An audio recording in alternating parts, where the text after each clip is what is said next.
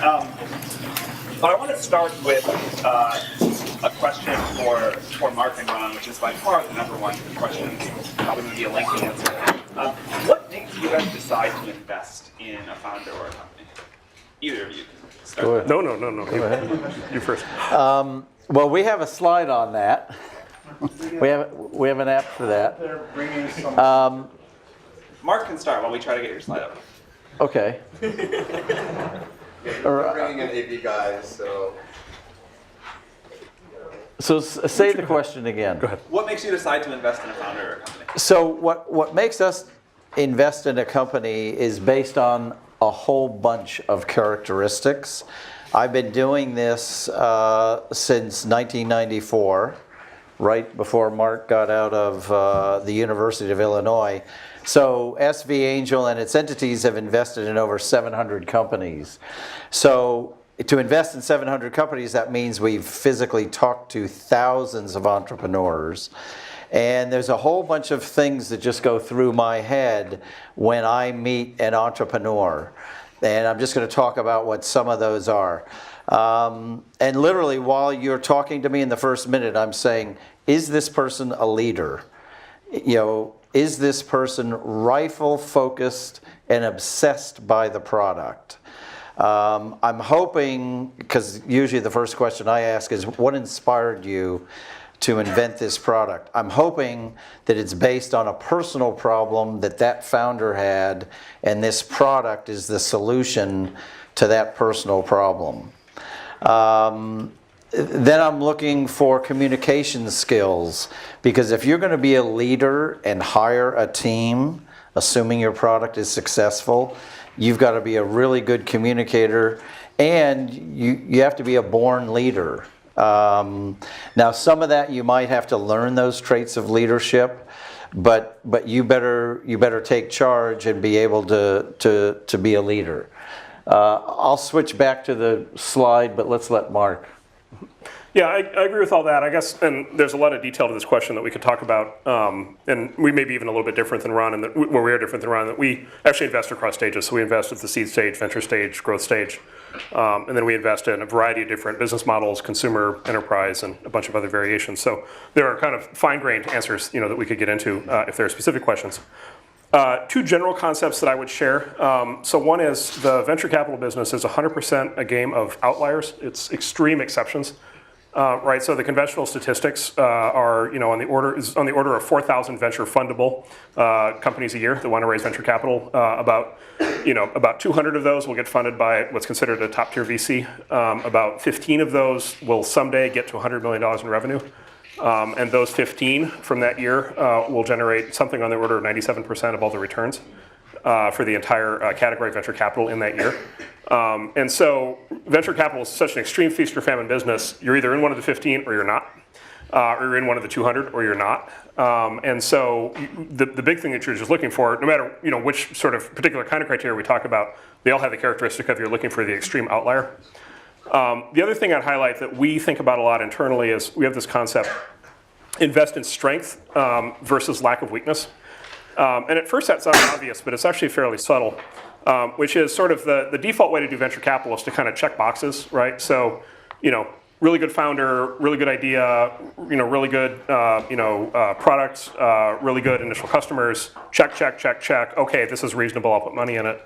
But what you find with those sort of checkbox deals, and they get done all the time. But what you find is they often don't have something that really makes them really remarkable and special, right? They don't have an extreme strength that makes them an outlier. On the other side of that, the companies that have the really extreme strengths often have serious flaws. And so one of the cautionary lessons of venture capital is if you don't invest on the basis of serious flaws, you don't invest in most of the big winners. And we could go through example after example after example of that. But that would have ruled out almost all the big winners over time. And so at least what we aspire to do is to invest in the startups that have a really, really extreme strength along an important dimension, and then be willing to tolerate some other set of weaknesses. Ron, we got your slide up. Okay, I don't want to over dwell on the slide, but when you first meet an investor, you've got to be able to say in one compelling sentence that you should practice like crazy what your product does, so that the investor that you're talking to immediately can picture the product in their own mind. Probably 25% of the entrepreneurs I talk to today still, after the first sentence, I don't know what they do. And as I get older and less patient, I say, back up, I don't even know what you do yet. But so try and get that perfect. And then I want to skip to the second column. You have to be decisive. The only way to make progress is make decisions. Procrastination is the devil in startups. So no matter what you do, you got to keep that ship moving. If it's decisions to hire, decisions to fire, you got to make those quickly. All about building a great team. Once you have a great product, then it's all about execution and building a great team. Parker, could you talk about your seed round and how that went and what you wish you had done differently as a founder raising money? Sure. So actually, I think my seed round, most of the stuff with my current company felt like, from a fundraising perspective, felt like it came together relatively quickly. But actually, one of the experiences that I had, I started a company before this that I was at for about 6 years, and my co-founder and I pitched almost every VC firm in Silicon Valley. I mean, we literally went to like 60 different firms, and they all told us no. And we were constantly trying to figure out, how should we adjust our pitch, and how should we do the slides differently, and how do we tweak the story, and that sort of thing. And at one point, there was this sort of key insight that someone gave me when I was pitching, actually someone at Coastal Ventures.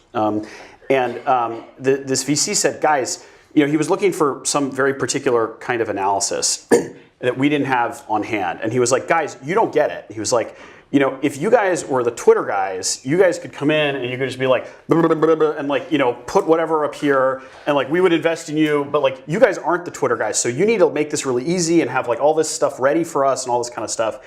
And I took like the exactly opposite lesson of what he, I think, wanted me to take away from that with, which was like, geez, like I should really just figure out a way to be the Twitter guys. And like, that's the way to do this. And so actually, like, one of the reasons I started my current company, or one of the things I found very attractive about Zenefits, is as I was thinking about it, it seemed like a business. I was so frustrated from this experience of having tried, for like 2 years to raise money from VCs, and it sort of decided, like, to hell with it. You can't count on there being capital available to you. And so the business that I started seemed like one that like actually just maybe I could do it without raising money at all. Like there might be a path to kind of, there was enough cash flow, it seemed compelling enough that I could like do that. And it turns out that those are exactly the kinds of businesses that investors love to invest in. And it made it incredibly easy.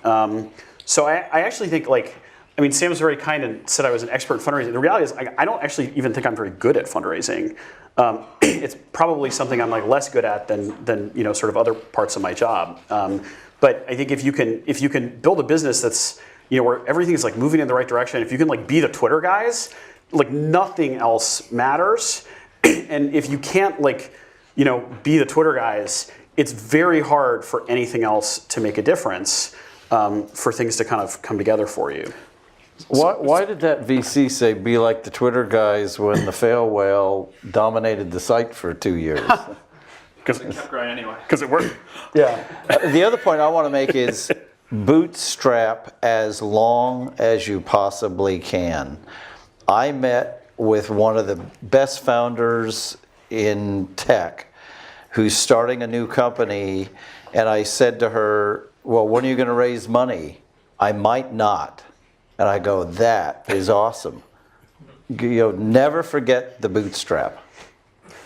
So I was actually going to close on this, but I'm just going to accelerate it because Parker, I think, just gave you the most important thing you'll ever hear, which is what I was also going to say, which is, so the number one piece of advice that I've ever read and that I tell people on these kinds of topics is always, it's from the comedian Steve Martin, who I think is an absolute genius, wrote a great book on his startup career, which obviously was very successful. The book's called Born Standing Up, and it's a short little book, and it describes how he became Steve Martin. And the heart of the book is, he says, what's the key to success? He says the key to success is be so good they can't ignore you, right? And so in a sense, like all this, we're going to have this entire entire conversation, and I'm sure we'll keep having it about how to raise money, but in a sense, it's all kind of beside the point. Because if you do what Parker's done and you build a business that is going to be a gigantic success, then investors are throwing money at you. And if you come in, with a theory and a plan and no data, and you're just one of, the next 1,000, it's going to be far, far harder to raise money. So that's the positive way to put it, is kind of be so good they can't ignore you. In other words, you're almost always better off making your business better than you are making your pitch better. The other thing, that's the positive way of looking at it. The negative way of looking at it, or the cautionary lesson, is that, and this gets me in trouble every single time I say it, but I'm on a ton of flu medication, so I'm going to go ahead and just let it rip. Raising venture capital is the easiest thing a startup founder is ever going to do. As compared to recruiting, right, as compared to recruiting engineers, in particular as compared to recruiting engineer number 20, it's far harder than raising venture capital. Selling to enterprise customers is harder. Getting viral growth going on a consumer business is harder. Getting advertising revenue is harder. Almost everything you'll ever do is harder than raising venture capital. And so I think Parker is exactly right. If you get in a situation in which raising the money is hard, it's probably not hard compared to all the other stuff that's about to follow. And it's very important to bear that in mind. It's often said raising money is not actually a success. It's not actually a milestone for a company, and I think that's true, and I think that's the underlying reason. It puts you in a position to be able to do all the other harder things. Related to that, what do you guys wish founders did differently when raising the money? And specifically, Mark, you mentioned this relationship between money and risk and how that applies here, so maybe we could start with that. Yeah, so the single biggest thing that people are just missing, and I think it's all of our faults, we're all not talking about it enough, but I think the single biggest thing entrepreneurs are missing, both on fundraising and how they run their companies, is the relationship between risk and cash. So the relationship between risk and raising cash, and then the relationship with risk and spending cash. So I've always been a fan of something that Andy Rachleff taught me years ago, which he calls it the onion theory of risk, which basically is, you can think about a startup like on day one as having every conceivable kind of risk, right? And you can basically just make a list of the risks. And so you've got, founding team risk. Are the founders going to be able to work together? Do you have the right founders? You're going to have product risk. Can you build a product? You'll have technical risk, right? Which is maybe you need a machine learning breakthrough or something to make it work. Are you going to be able to do that? You'll have, launch risk. Will the launch go well? You'll have, market acceptance risk. You'll have revenue risk. A big risk you get into in a lot of businesses that have a sales force is, can you actually sell the product for enough money to actually pay for the cost of sale? So you have cost of sale risk. If you're a consumer product, you'll have viral growth risk. Will you get the thing of viral growth? And so a startup at the very beginning is basically just this long list of risks.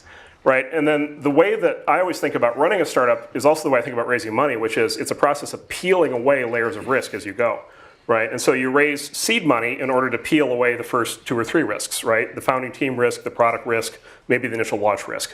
You raise the A round to peel away the next level of product risk. Maybe you peel away some recruiting risk because you get your full engineering team built. Maybe you peel away some customer risk because you get your first 5 beta customers, right? And so basically the way to think about it is you're peeling away risk as you go. You're peeling away risk by achieving milestones. And then as you achieve milestones, you're both making progress in your business and you're justifying raising more capital, right? And so you come in and you pitch somebody like us and you say you're raising a B round. The best way to do that with us is you say, okay, I raised a seed round, I achieved these milestones, I eliminated these risks. I raised the A round, I achieved these milestones, I eliminated these risks. Now I'm gonna raise a B round, here are my milestones, here are my risks. And then by the time I go to raise a seed round, here's the state that I'll be in. And then you calibrate the amount of money that you raise and spend to the risks that you're pulling out of the business. And I go through all this, in a sense this sounds kind of obvious, but I go through all this because it's a systematic way to think about how the money gets raised and deployed, as compared to so much of what's happening, especially these days, which is just, oh my God, let me go raise as much money as I can, let me go build the fancy offices, let me go hire as many people as I can, and just kind of hope for the best. I'm going to be tactical. For sure, don't ask people to sign an NDA. We rarely get asked anymore because most founders have figured out that if you ask somebody for an NDA at the front end of the relationship, you're basically saying, I don't trust you. So the relationship between investors and founders involves lots of trust. The biggest mistake that I see by far is not getting things in writing. My advice on the fundraising process is do it as quickly and efficiently as you possibly can. Don't obsess over it. For some reason, founders get their ego involved in fundraising where it's a personal victory. It is the tiniest step on the way, as Mark said, and it's the most fundamental. Hurry up and get it over with. But in the process, when somebody makes a commitment to you, you get in your car and you type an email to them that confirms what they just said to you. Because a lot of investors have very short memories, and they forget that they committed to you that they were going to finance, or they forget what the valuation was, or that they were going to find a co-investor. You can get rid of all that controversy just by putting it in writing, and when they try and get out of it, you just resend the email and say, excuse me. And hopefully they've replied to that email anyway, so get it in writing. In meetings, take notes and follow up on what's important. I want to talk a little bit more about the tactics here. Just how does the process go? Can people email you guys directly? Do they need to get an introduction? How many meetings does it take for you to make a decision? How do you figure out what the right terms are? When can a founder ask you for a check? You wanna? That was like 6 questions. That's a lot of things. Yeah. Okay. Good. It's the process. Why don't you describe? Because you'll describe seed, and then I'll describe. Yeah. So SV Angel, invests in seed stage startups. So we like to be the very first investor. We normally invest today in a round that's $1 million to $2 million. It used to only be $1 million. So if we invest $250K, that means there's 5 or 6 other investors in that syndicate. SV Angel has now a staff of 13 people. I do no due diligence anymore. I am not a picker anymore. I just help on major projects for the portfolio companies that are starting to mature. But we have a whole team that processes. We at SV Angel end up investing in one company for every 30 that we look at, and we end up investing in about 1 a week. I think what's interesting is we don't really take anything over the transom. Our network is so huge now that we basically just take leads from our own network. We evaluate the opportunity, which means you have to send in a really great short executive summary. And if we like that, we actually vote, although I'm not in this meeting anymore, but the group actually votes on, do we make a phone call? That's how important time is in this process. And if enough of the team at SV thinks it's interesting, then they appoint a person to make a phone call to that founder, usually somebody on our team who has domain experience. If the phone call goes well, bingo, we want to meet you.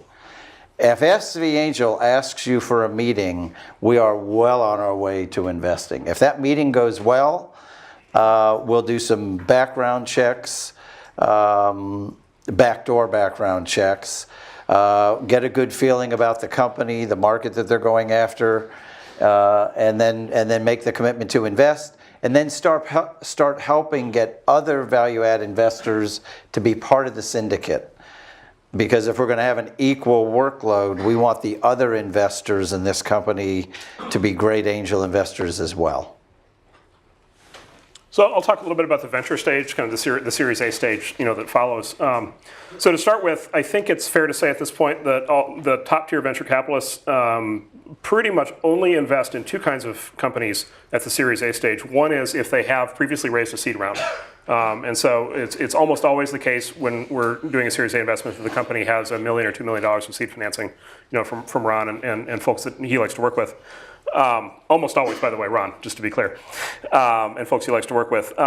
So first, either they have a seed round. So if you're going to raise Series A, the first thing to do is raise seed because that's generally the way the progression works at this point. Every once in a while, we'll go straight to A on a company that hasn't raised a seed round. Really, the only times, though, that happens are when it's a founder who has been a successful founder in the past and is almost certainly somebody we've worked with in the past. So we have an announcement. We just did one of these. We'll announce in a few weeks where it's a founder who I was an angel investor. Actually, I think Ron was also in the team's company in like 2006. and then the company did its thing, and then ultimately was acquired by another big company, and then that team now is starting their new thing. So in that case, we're just going to jump it straight to an A because they're so well known and they have a plan all lined up for it. But that's the exception. It's almost always preceded by a seed round. The other thing is, I guess I mentioned this already, but we get, similar to what Ron said, we get 2,000 referrals a year through our referral network. A very large percentage of those are referrals through the seed investors, and so by far the best way to get the best introductions to the A stage venture firms is to work through the seed investors, or to work through something like Y Combinator. Speaking about terms, what terms should founders care most about, and how should founders negotiate? Maybe Parker, we can start with you on this one. Sure. Well, I think probably precisely because of what Mark said, the most important thing at the seed stage is picking the right seed investors, because they're going to sort of lay the foundation for future fundraising events. They're going to make the right introductions. And I think there's an enormous difference in the quality of an introduction. So if you can get a really good introduction from someone who a venture capitalist really trusts and respects, the likelihood that that's going to go well is so much higher than sort of like a much more lukewarm introduction from someone they don't know as well. So at the seed stage, probably the best thing you can do is find the right investors, and then. How does a founder know who the right investors are? Well, I think it's really hard. So one of the best ways, not to give a plug for YC, but YC does a very good job of telling you exactly who they think those people are. And can really direct you towards, and I actually have found it to be like pretty accurate in terms of like who you guys said were going to be the best people. Like they ended up being the most helpful as we were raising subsequent rounds. Sort of really provided the best introductions, and the people who maybe I thought were seemed okay, but were not were not as sort of highly rated by YC. Like that ended up being the case that they were kind of like real duds in the seed round. Someday we're going to publish our list of these people. Oh my God, there are going to be a lot of upset people when we do. So how do you think about negotiation? How do you figure out what the right valuation for a company is? What other terms? Well, so I started out, like when I was raising my seed round, I really didn't know. And we had conversations about this. I probably started a little too high on the valuation side. So as you guys know, like Y Combinator sort of culminates in this thing called Demo Day, where you get sort of all of these investors at once who are looking at the company. And I started out trying to raise money at like a $12 or a $15 million cap, which is like not quite the same thing as a valuation, but sort of roughly equivalent. And everyone was like, "That's crazy. That's completely nuts. They're like you're like too big for your britches. Like that's completely just wouldn't work." And so I ended up sort of walking it down a little bit, and within sort of the space of a couple days, said, "Okay, well I'm going to raise it 9." And then suddenly, for whatever reason, that had sort of hit some magical threshold on the seed stage that it was below 10. That it seemed like there was like almost infinite demand for the round at a 9 million cap. So no one would pay 12, but at a $9 million cap, it felt like I probably could have raised like $10 million. And the round came together, in roughly about a week. At that point, once I kind of hit that threshold. And so there seemed to be, and they probably fluctuate over time, but there seem to be these sort of like thresholds, particularly for seed stage companies, that investors will think of as like, this is what, like above this level is like crazy, that like doesn't matter. And there's sort of like a rough kind of range that people are willing to pay. And so you just kind of like, you have to just kind of figure out what that is, get the money that you need, don't raise any more than you need, and just kind of get it done. And at the end of the day, like whether you raise at 12 or 9 or like 6, it's not a huge deal for the rest of the company. Is there a maximum amount of the company you think that founders should sell in their seed round and A round, beyond which problems happen? For any of you. I feel like that's a better question for you. Well, gosh, I don't know. I think I don't know the rules on this stuff. I think the tricky thing is, it seems like they're kind of rough, particularly for like a Series A. You're probably going to sell somewhere between 20 and 30% of the company, because below venture capitalists tend to be a lot more ownership focused than price focused. So you might find that it's actually, sometimes when companies raise really big rounds, it's because the investor basically said, listen, I'm not going to go below 20% ownership, but I'll pay more for it. And so, and above 30%, probably sort of weird things happen to the cap table. Like it gets hard, down the line to sort of, for there to be enough room on the cap table for everyone. And so everything seems to come in that range. That probably just is what it is in most cases. So at the seed stage, I mean, what I've heard, there doesn't seem to be any magic to it, but it seems like 10 to 15% is what people say. But that's mostly just what I've heard. I'm curious in your guys' thoughts. I agree with all that. I think it's important to get the process over with. But I think it's important for the founder to say to themselves in the beginning, at what point does my ownership start to demotivate me? Because if there's like a 40% dilution in an angel round, I've actually said to the founder, do you realize you've already doomed yourself? You're going to own less than 5% of this company if you're a normal company. And so these guidelines are important. The 10 to 15%, because if you keep giving away more than that, there's not enough left for you and the team, and you're the ones doing all the work. Well, actually, we'll walk. We've seen a series of interesting companies in the last 5 years where we just walk simply. We won't bid simply on the basis of their cap tables already destroyed.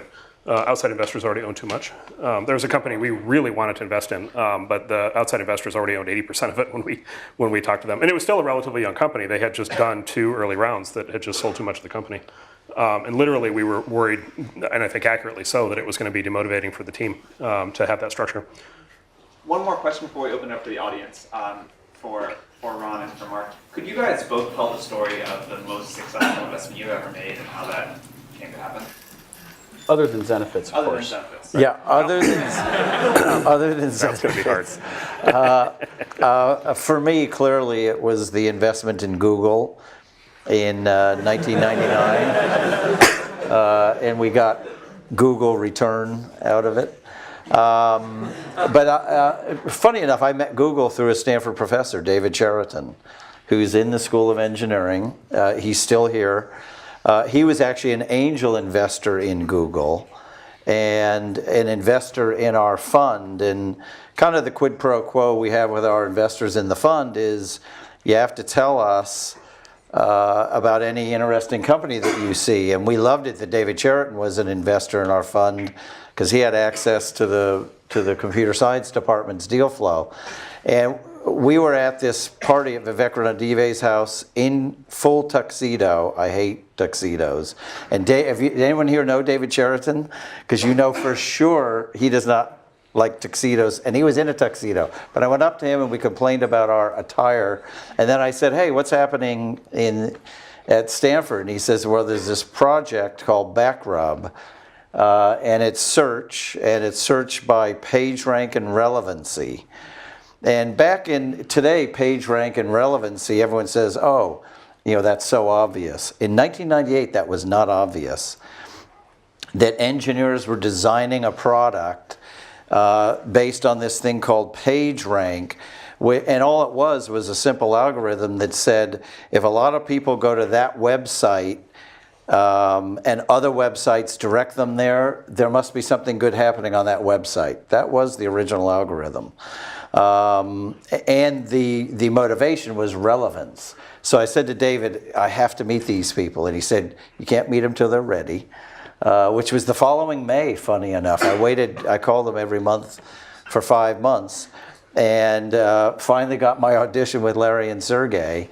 And right away, they were very strategic. They said, we'll let you invest if you can get Sequoia. We don't know Sequoia, but they're investors in Yahoo. And because we're late to market, we want an OEM deal with Yahoo. So I earned my way into the investment in Google. What about you? So I'll tell one on the other side, which is Airbnb, which we actually were not early investors in. We did Airbnb as a growth round. We did the first big growth round in Airbnb, at about $1 billion valuation in 2011.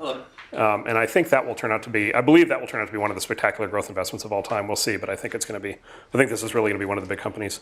So I'll tell that story because it's not a story of pure genius. It's a, we passed it. We didn't even meet with them. I don't think we met with them the first time around, or maybe one of our junior people did. But it was one of these, it's, I said earlier that venture capital is entirely a game of outliers, right? One of the key things with outliers is the ideas often seem completely nuts up front. And so, of course, the idea of a website where you can have other people stay in your house, if you just like made a list of the ideas that are like most nuts, that would be like right there at the top. And then I have a very nice email from you passing do you? them. Yeah, good. Hopefully I was very courteous in my stupidity. Well, the second most stupid idea you could possibly think of is a website where you can stay in other people's houses. And so the Airbnb uniquely combines both of those bad ideas. So, of course, it turns out they've unlocked an entirely new way to basically software eats real estate. They've unlocked this just gigantic network effect. It's a gigantic global phenomenon. It's going to be an enormously successful company. So part was just coming to grips with the fact that we had whiffed on our initial analysis of the idea, and that the numbers were clearly proving that we were wrong, and the customer behavior was clearly proving that we were wrong. So one of our philosophies at our firm is we're multi-stage. The big reason for that is so we can fix our mistakes, and we can pay up to get in later when we screw up early on. The other thing I'll highlight, though, is the other reason why we pulled the trigger at a high valuation when we did was because we had spent time at that point with the founders, with Brian and with Joe and with Nate. And there's a friend of mine in private equity has this great line, Egon Durbin has this great line. He says, as people progress through their careers, they get bigger and bigger jobs. And at some point, they get the really big job. And it's some people, about half people grow into the big job, and about the other half of people swell into it. Right? And you can kind of tell the difference. There's a point when people just lose their minds. And one of the issues with these companies that are sort of super successful hyper-growth companies is, this Airbnb was sort of the classic case of these super young founders who hadn't run anything before. So how are they going to be at running, this sort of giant global operation? And we just were tremendously impressed and are today, every time we deal with all three of those guys, how mature they are, how much they're progressing. It's like they get more and more mature, they get better and better judgment, and they get more and more humble as they grow. And so that made us feel really good that not just was this business going to grow, but that these were guys who were going to be able to build something and be able to run it in a really good way. People always ask me, why do you think Airbnb is such a great company? It's funny, we're obsessing over Airbnb. But, and I say to people, it's because all three founders are as good as the other founder. That is very rare. In the case of Google, two founders, one of them is a little better than the other one, but hey, he's the CEO. Every company has a CEO. I think we just got the TechCrunch headline. Every company has a CEO. Yeah. Every company has a CEO. Why am I saying this? When you start a company, you have to go find somebody as good or better than you to be the co-founder. If you do that, your chances of success grow astronomically. And that's why Airbnb became so successful so quickly. The anomaly is Mark Zuckerberg at Facebook. Yes, he has an awesome team, but the Mark Zuckerberg phenomenon, where it's mainly one person, that is the outlier. So when you start a company, you have got to find phenomenal co-founders. All right, audience questions. Yes. So, obviously the conventional wisdom about why you raise money is because you need it. But the more I get off the conventional wisdom, the more I'm starting to hear another story about why you raise money. And I'm actually hearing founders say it's more to facilitate the big exit, or in the worst case, to facilitate the acqui-hire instead of just fizzling out into nothing. To what extent is that accurate thinking or flawed thinking? Does raising money help you with an exit or an acqui-hire? Well, if you pick good investors who have good Rolodexes and domain expertise in what your company does, they're going to add a lot more value than the money. And those are the types of investors you should be looking for. Yeah, so the answer to the question is clearly yes, but also in a sense it doesn't matter because you can't plan these things according to the downside. And so, I mean, that's the scenario you are not, or obviously you're not hoping for. And so while the answer is yes, probably that shouldn't enter into the decision-making process too much. It might enter into which investor to raise money from. It probably doesn't enter into the whether to raise money question that much, I don't think. You intend to start a business which is fairly capital intensive. You still want to end up with some equity. Do you guys have any advice about how to deal with that? Because you're talking about demotivation and so on. Not everything is like you start some software, it's viral, whatever else. What should founders do for capital-intensive companies to still retain ownership? So this is, I would double down on my previous comments on the onion theory of risk and the staging of risk and cash, which is the more capital intensive the business, the more intense and serious you have to be about exactly what's going to be required to make the business work and what the staging of milestones and risks are.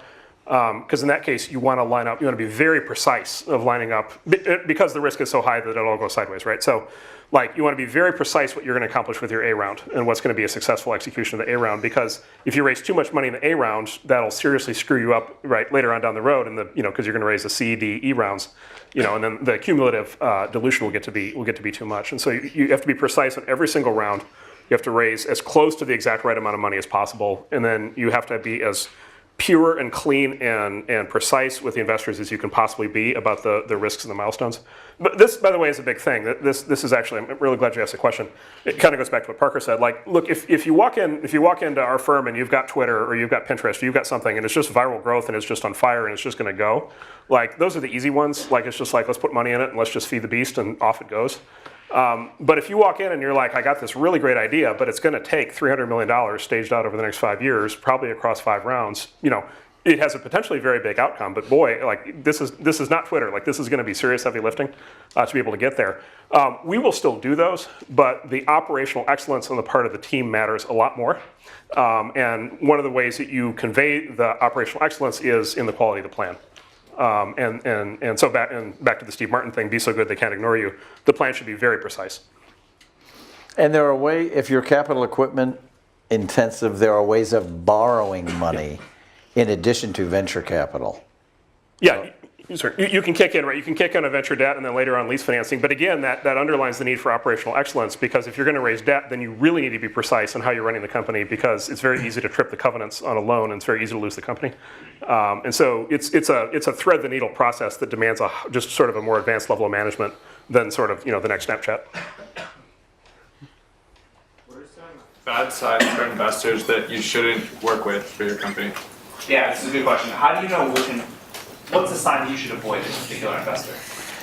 Well, it's the inverse of what I said about a good investor. If it's an investor who has no domain expertise in your company, does not have a Rolodex where they can help you with introductions, both for business development and in helping you do the intros for Series A, you should not take that person's money, especially if they're in it just to make money. And you can suss those people out, pretty quickly. Yeah, I'm glad you asked that question. I bring up sort of a broader point, which is if your company is successful, we're talking about it. I think generally, at least the companies we want to invest in are the ones that want to build big, independent franchise companies. So we're talking about a 10 or 15 or 20 year journey. 10, 15, 20 years, you may notice, is longer than the average American marriage. This is significant. The choice of key investors, in particular investors who are going to be on the board for a company, I think is just as important as who you get married to, which is extremely important. These are people you're going to be living with and partnering with and relying on and dealing with in in conditions of great stress and anxiety for a long period of time. And the big argument I always make is, and I make this all the time. Sometimes people believe it, sometimes they don't. Which is like, if everything just goes great, it kind of doesn't matter who your investors are. But almost never does everything just go great, right? Even the big successful companies, even the big, Facebook and all these big companies that are now considered very successful, along the way, all kinds of shit went, shit hit the fan over and over and over and over again. And there are any number of stressful board meetings and discussions and late night meetings with the future of the company at stake, where everybody really has to be on the same team and have the same goals and be pulling in the same direction and have a shared understanding and have the right kind of ethics and the right kind of staying power, to be able to actually weather the storms that come up. And one of the things that you'll find that is a big difference between first-time founders versus second-time founders is almost always the second-time founders take that point much more seriously after they've been through it once. And so it really, really, really matters. I always thought, and I believe that it does, it really matters who your partner is. It really is like getting married, and it is worth putting the same amount of time, maybe not quite as much time and effort into picking your spouse, but it is worth spending significant time really understanding who you're about to be partnered with, because that's way more important than, did I get another $5 million in the valuation, or did I get another $2 million in the check? The marriage analogy is great. I know at SV Angel, our attitude is when we invest in an entrepreneur, we are investing for life. Because we want to invest in, if we made the right decision, we're going to invest in every company they start. And once an entrepreneur, always an entrepreneur. So we actually do consider it a marriage. We're investing for life. One thing that which is another way of saying what Mark just said is I always look for in that first meeting. Do you feel like you respect this person, and do you feel like you have a lot to learn from them? Because sometimes you meet with VCs, and in the initial meeting you kind of feel like, man, they're just like slow on the uptake, or they don't get it, or they don't see it. And sometimes you walk in and they have this like just such an incredible amount of insight into your business that you walk out of there being like, man, even if these guys didn't invest, that sort of hour that I spent with them was such a great use of my time. I felt like I came out with a much clearer picture of what I need to do and where I need to go. And that's such a great microcosm of what the next couple years are going to be like. If you feel like you would want this person to be really involved in the company, even if they didn't have like a checkbook that they brought with them, that's probably a really good sign. And if not, that's probably a really bad sign. What's the constraint on the deal-making activities of angels and VCs? The time, money, or the lack of companies? What's the constraint on how many companies you guys can invest in? SV Angel's kind of gotten comfortable with one a week. You certainly can't do more than that, and that's a staff of 13. So it's really the number of companies. Ron, if you all worked twice the number of hours, would you invest in twice the number of companies? I would advise against that. I would rather just add more value to the existing companies. Maybe you could, I'll take the role of questioner for a second. Maybe you could you talk a little bit about conflict policy? Or not conflict policy? Well, SV Angel actually does have a written conflict policy. But when we end up with a conflict, it's usually because one company has morphed into another space. We don't normally invest in companies that have a direct conflict. If we do, we will disclose it to the other company, to both companies. And keep in mind, at our stage, we don't know the company's product strategy anyway. We probably don't know enough to disclose. But our conflict policy also talks about this really important word, which is trust. In other words, we're off to a bad start if we don't trust each other. And with SV Angel, the relationship between the founder and us is based on trust.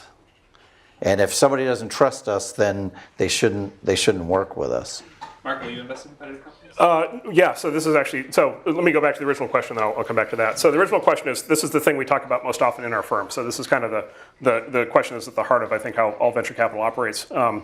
Which is the question of constraints. So the big constraint on a top-tier venture capital firm, the big constraint is the concept of opportunity cost. So it's the concept that basically everything you do means that there are a whole bunch of other things that you can't do.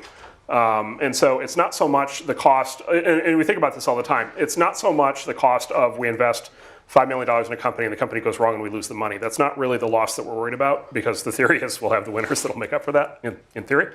The cost that we're worried about is every investment we make has two implications for how we run the firm. Every investment we make, number one, rules out conflicts. And so our policy for sure on venture and growth rounds is that we don't invest in conflicting companies. And so we can only invest in one company in a category. And so if we invest in MySpace and then Facebook comes along a year later, like we're out, we can't do it, right? And so we basically every investment we make locks us out of a category, right? And the nature, that's a very complicated topic when you're discussing these things internally in these firms, because you only know the companies that already exist, right? You don't know the companies that haven't even been founded yet. right? And God help you had you invested in, an early company that was not going to be the winner, and you were locked out by the time, the winner emerged 3 years later, and you just couldn't make the investment. So that's one issue, is conflict policy. The other issue is opportunity cost on the time and bandwidth of the general partners. And so going back to the concept of adding value, we're a typical firm, we're a fairly typical firm of 8 general partners. Each general partner can maybe be on 10 to 12 boards in total if they're completely fully loaded. So it's basically, Warren Buffett talks a lot about investing as you basically want to think of it as a ticket that you have a limited number of holes that you can punch, and every time you make an investment, you punch the hole. And when you're out of holes to punch, like, you're done. You can't make any new investments. And that's very much how venture capital operates. And so the way to think about it is every open board slot that one of our GPs has at any given point in time is an asset of the firm that can be deployed against an opportunity. But every time we make an investment, it takes the number of slots that we can punch down by 1. So it reduces the ability for the firm to do new deals. And so every investment we make forecloses not just the competitive set, but other deals where we will simply run out of time. And this is sort of a big thing of like, well, this goes back to what I said earlier, like, this company's pretty good. It seems fairly obvious that it's going to raise venture funding. Why didn't you fund it? Well, on its own, if we had unlimited capacity, we probably would have. Like, it'll probably make money. But relative to getting blocked out of the competitive set and relative to not having that open board seat for an even better opportunity, we pass on that basis a lot. It's pretty widely agreed that it's easier than ever to build an MVP, to launch, to get traction. At the same time, I know that there are seed deals that happen pre-MVP or even pre-launch and pre-traction. So in those instances where you do a seed round with a company that either doesn't have a product yet or hasn't launched, gotten impressive traction, what do those deals look like, and what do you make that judgment based on? What convinces you to invest with no product and no traction? What would convince us, which is what usually convinces us, is the founder and their team themselves. So we invest in people first, not necessarily the product idea. The product ideas tend to morph a lot. So we will invest in the team first. If it's pre-users, the valuation is going to tend to be corresponding lower unless one of the founders has a success track record. Yeah, for us, it's almost always, if there's nothing at the time of investment, then it's almost, other than a plan, it's almost always a founder who we've worked with before or a founder who's very well known. By the way, the other thing worth highlighting is you kind of, in all these conversations, the default assumption is that we're all starting consumer web companies or consumer mobile companies. There are, other categories of companies. Capital intensive is one that's been brought up, but I'll just say, like, for example, enterprise software companies or enterprise, these days, SaaS, application companies or cloud companies. It's much more common that there's no MVP, right? It's much more common that they're a cold start. And it's much more common that they build a product in the A round. And there's no point to having an MVP because the customer's not going to buy an MVP. The customer actually needs the full product when they first start using it. And so the company actually needs to raise $5 or $10 million to get the first product built. But in almost all those cases, that's going to be a founder who's done it before. I think we have time for one more question. Yeah. Can you talk about the ideal board structure and investor perspective and founder perspective from that? Could you guys talk about the ideal board structure? You first. I think so. In our board, we're fortunate that we have there's myself and my co-founder and a partner from Andreessen Horowitz, which I think probably removes the fear. Probably creates a little more trust because it sort of removes the fear that, like, someone's going to come in and just, like, fire you arbitrarily because, like, it's time for a big company's CEO kind of thing. But in most cases, I think if you trust the people that you're working with, it shouldn't really be an issue because there are so few. I mean, things almost never come to, like, a board vote, and by the time that they do, it's like something's deeply broken at that point anyway. And most of the power that VCs have comes outside of the board structure. It's protective covenants that are built into the financing round. So it's like you can't, take on debt. You can't sell the company. There are certain things that you can't do without them agreeing to it anyway. So it's probably, like, less of a big deal than people make it out to be. What I found sort of is that it seems to me that as a founder, if things are going well at the company, you have sort of unlimited power vis-a-vis your investors, like almost unlimited, like no matter what the board structure is and no matter what the covenants are in the round, like if you say, listen, I want to do this and I think this is what we need to do, and even if it's like a good investor or a bad investor, even the bad investors will be like, you know, like let's make it happen, because they want to like ride this rocket ship with you. Yep. And when things are going badly, it does not matter what protections you've built into the system for yourself. Like, you know, at the end of the day, like you need to go back to the trough to get more money. And you know, if like things aren't going well, like they're gonna have all of the cards in their hand. And they're gonna get to renegotiate all the terms. And exactly, they'll change all This the is what happens actually when a company gets in dire straits. It actually doesn't matter what the terms of the prior rounds are, they all get renegotiated. This is, I think, the fundamental rule of raising money, other than never having down round, is that if things are going well, the founder is in control, and the company needs more money, and things are going badly, the investors are in control. I've been on boards for 20 years, public and private. I have never been in a board vote that mattered. It's always been never a vote. Many discussions, many controversies, many issues, never a vote. The decision has always been clear by the end, and it's either been unanimous or very close to unanimous. And so I think it is almost all around the intangibles and almost not at all around the details. Okay, thank you guys very much for coming today. Pleasure.